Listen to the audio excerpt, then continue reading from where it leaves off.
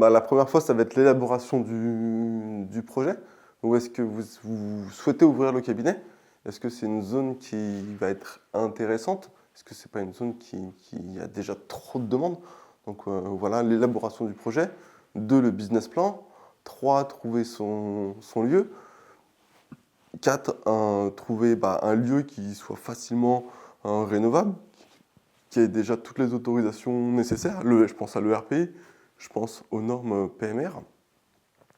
Cinquièmement, ça va être de faire rénover ce lieu, avoir les entreprises qui sont fiables et qui vous permettent de faire ça rapidement et qui sont réactives et j'ai envie de dire responsives, qui savent répondre à votre demande, où on n'a pas forcément besoin d'être sur leur dos toute la journée. Nous, notre entrepreneur, là, ça va être le 21e cabinet qui lance. Donc autant vous dire qu'on peut le laisser tout seul. Il y a des cabinets qui sont à distance, qui sont à plus de 600 km, où il suit les travaux de A à Z sans qu'on aille tellement intervenir, où on vient peaufiner des petites choses à la fin. Donc ça, c'est un énorme luxe de travailler avec des professionnels qui connaissent vos normes et qui savent et qui ont l'habitude de travailler avec nous. Septièmement, trouver votre matériel, trouver le bon équilibre entre pas assez de matériel, trop de matériel. Nous, comment on se débrouille avec le matériel? Par exemple, on préfère mettre un kit de démarrage assez léger et permettre aux professionnels de santé qui viennent travailler dans nos locaux d'acheter le matériel qu'ils souhaitent plutôt que d'acheter nous le matériel qu'on souhaite et qui ne plaise qu'à nous et ne pas laisser le choix finalement aux professionnels de santé qui sont dedans.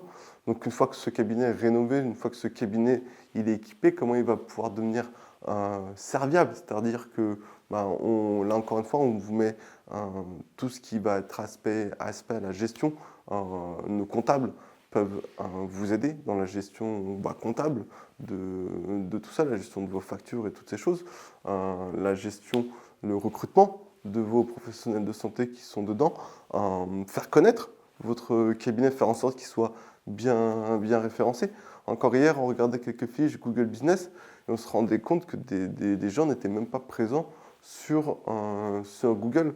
Faire connaître votre cabinet auprès des médecins et des professionnels autour, quelles sont les meilleures techniques et celles qui sont le plus éprouvées. Encore une fois, au bout de 20 cabinets, on a trouvé la petite formule gagnante qui fait que le cabinet, quand il ouvre, souvent, il est très vite rempli en termes de professionnels de santé et surtout en termes de patients, parce que vous avez beau créer tout de A à Z, le succès final est qu'il faut que les patients viennent dans votre cabinet. Et comment vous faites connaître ce cabinet de manière légale, sans faire de la pub ou sans bafouer les règles de déontologie du métier. Ça, c'est tout un art que souvent on ne maîtrise pas. Quand on est kinésithérapeute, on n'a aucune conscience et compétence dans ce qu'est Google Business, de ce qu'en sont les réseaux sociaux, comment optimiser au mieux les réseaux sociaux, comment optimiser au mieux Google Business, comment optimiser au mieux Doctolib. Certaines personnes ne savent même pas qu'on peut améliorer son référencement sur Doctolib, par exemple.